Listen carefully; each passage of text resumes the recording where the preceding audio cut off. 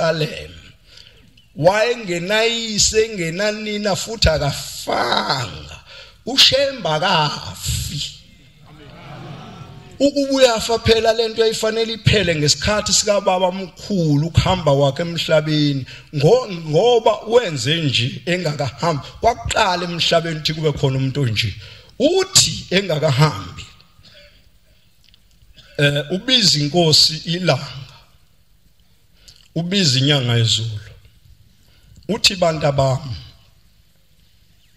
ngoba nina nifundisiwe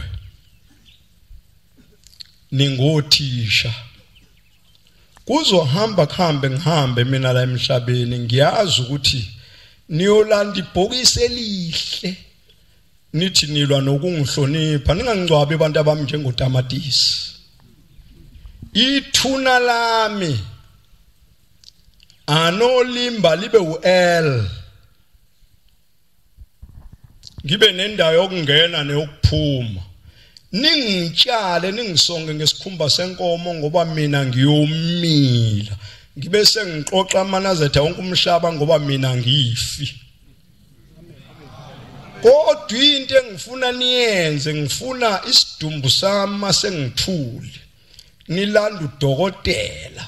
udokotela manje nimlanda nimtshela ukuthi akakhiphi inhliziyo yami ingcwatsho kwaZulu ngoba ngifuna ukulamula umbango phakathi kwabantu bakwaZulu nabasesilungwini isidumbu siyongcwatshwa kuphakameni uma ke sihambile inkosi ihambele eMkhayideni eRichards Bay kwenzeka isimangalisi inkosi ilanga yalandwa esikoleni eManzimtoti yathi mayifika khona yayisilanda uDr Anderson wasempangeni yathi ake ungihlolela isidumbu sika baba ngoba ubaba ngabona kusini inkomo phambi kwakhe ubengafanele ukufa umuntu ke manazethe ngifuna nikunderstand lokhu ukuthi ngisho ngowasezulwini uhlala buyele lave la khona thina nje siyibonile inkosi langa kwangena umuntu ukufa lo kwangena yabona thina nje sibona inyanga yezulu kwangena umuntu ukuhamba futhi emhlabeni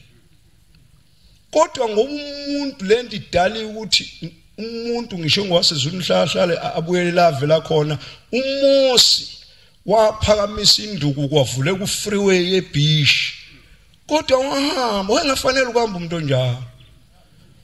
ubaba omkhulu wanqamula esiqiwini seyinyamazane kwahlabisa kwagijima uBhejani badlalisela ngoba bezwa usi lwasezulwini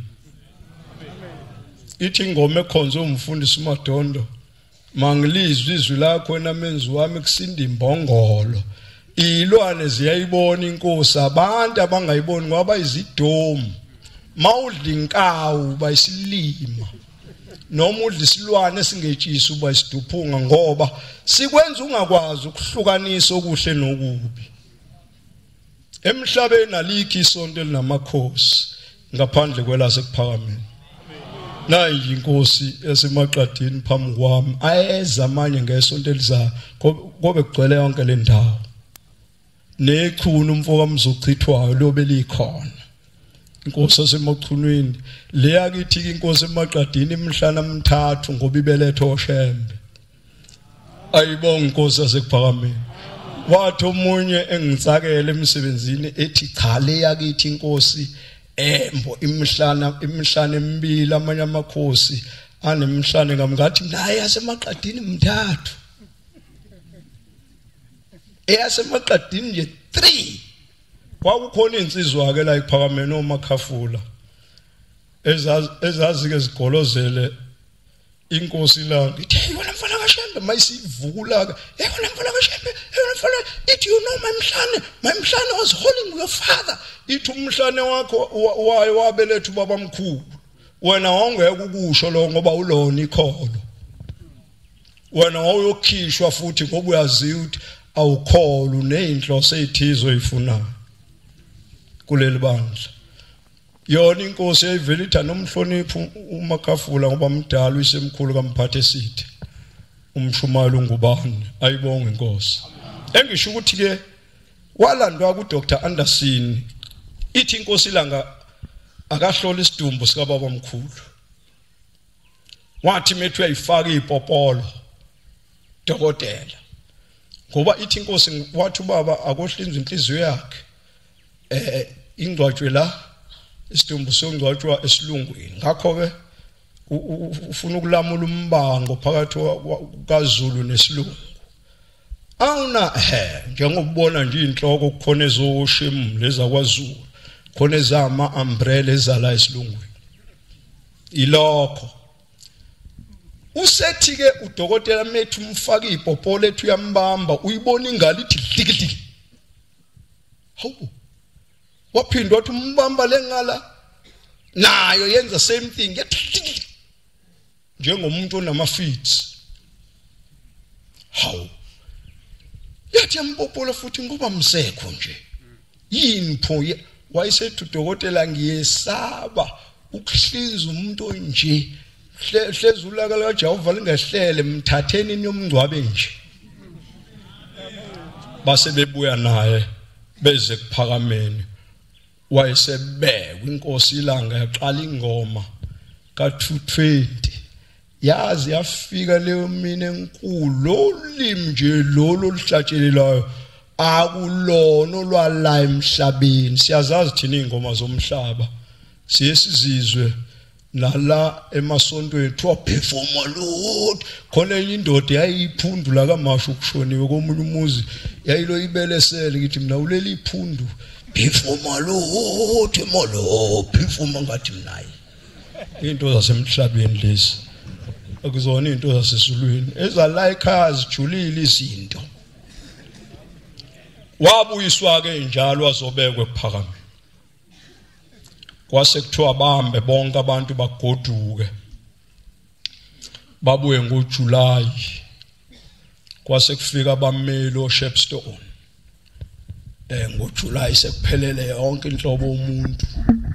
kwakhishwa isihlalo sika baba omkhulu nomjifo omnyama kwase kuthiwa inkosi ilanga iyohlala esihlalweni sikayise ayibonge inkosi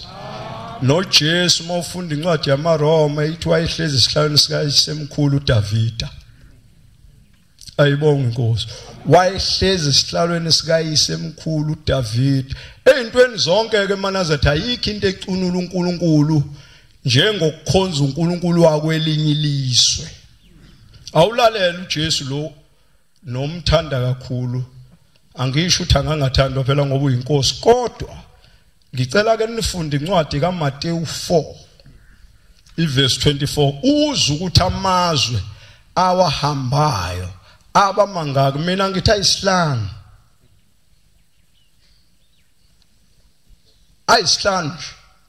uzozwa ngencwadi ifundani masinyana uMateyu 4 iverse 24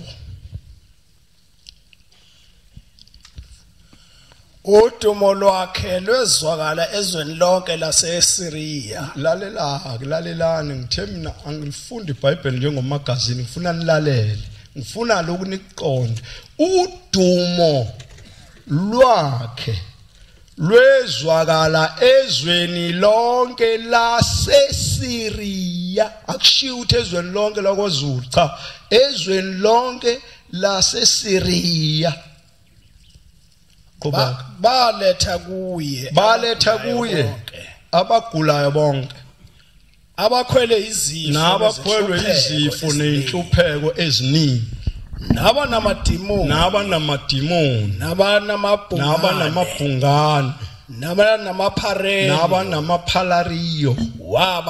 wabaphilisa kwamlandela abantu abaningi lalela ke bamlandela abantu abaningi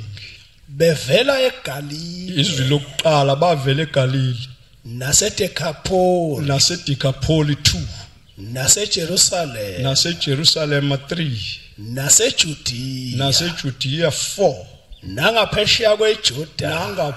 kweJordan isaqhubeka seyiphelile amazwe ayisihlanu wahambayo ithi ngiyayiphinda futhi udumo lwakhe lwezwakala ezweni lonke laseSiriya kwalethwa kuyena abagulayo nabanenhlupheko namabhungane namaphalariyo wabaphilisa abasemimlandela bavela eGalile eDecapolis eJerusalem eJudiya nangaphesheya kweJordani kuphela yona incwadi amazwi ayisihlanu wayeseyashona amukho njengoba ngikhuluma nawe nje mase ngaphakelwa amaplate elakhe ngeke liphume ngoba bathi uShembu yafa uJesu akafa wakhephi makholo umbuzo wami wakhephi ayikho into embi njengokuba isidomu ngoba wisdom ukhuluma into ongayazi Shembu wafika lekithi enkosini yakithi kaChilizi uJesu wafika umfoka inhliziyo ezimashumi usehawu salenkondlo esivunywa ngabaphezulu wafika inkosi yakithi uJesu yakhipha inkabi ebovu yathi umuntu wasezulwini sengikubona ithi awusiya umuntu wala ngikuhlabisa ngalenkabi wabiza intombi uShembe ezazi nonyawo lungaka zidla amasi zasina ubaba wami ongizala isona isikhathi aphenduka ngaso wayesesuku ulaze lashona engadlile bona inkosi yasekuphakameni wayesethi uma sina lezi ntombi wasukuma wasina ngeqhabange lalakhelwe ngobuhlalo wayeseqonda kwenye indoda wafika wathi kuyona wayisikaza ngesagila wathi bozidla uyibeka amathambo yazuJehova wayesethi inkosi yakwaChilize wathi le ndoda idlimbu zabantu uyobona mhla ifayo ngikutshela ukuthi lo muntu mayesefa kwavele nje kwambiwa ithuna uma sekufanele athathwa ayobekwa kulona wavulwa vuka netshali lakhe emiseleni la ayelele khona endlini kaRound wavela wangena ehlathini kwathi mahwalala kwazwakala eseyikhuza phakathi imbuzi zabantu ehlathini aphindange wabona kuze kube namhlanje imkhombili into yasezulwini Shembe waphinda khona indaba ngapha ngakithi mawukavula amasango iphesheya lapha kuthiwa igama layo noHowa fika inkosi ilanga yathi bonke abantu abakhela basuke la ngoba kulentaba khona isilwane mhla saphuma kuyobhubha imizi bathi abantu bakithi kanomoya emtholo moho Shembu yabheda sisilwane sobe sikuphi la hayi bayithulela ngiyamona umfundisi uDuma lo wakavula amasango sanda kuhamba emhlabeni leyo nyoka mhla iphuma babe ipopola ngezipopolo ngoba lo mzi wakho kavula amasango wawuthenga kumlungu babe ipopola ngezipopolo ngikutshela ukuthi imizi yonke njengokusho kaShembe yabhubha ngoba kwaphuma udaka olowazalwa lohamba nesihlahla somvuvu bagijima inyanga zithi zifuna ukuya kusixebula kwathiwa senifile nini ngoba umuntu maye umthakathu uthi angabe sabona nasemehlweni senifile nini kungaphuma udaka lubhubhisa abantu ngendlela nje nigijime niyathi nifuna ukuxebula isihlahla somvuvu sasihamba njengesikebe kanje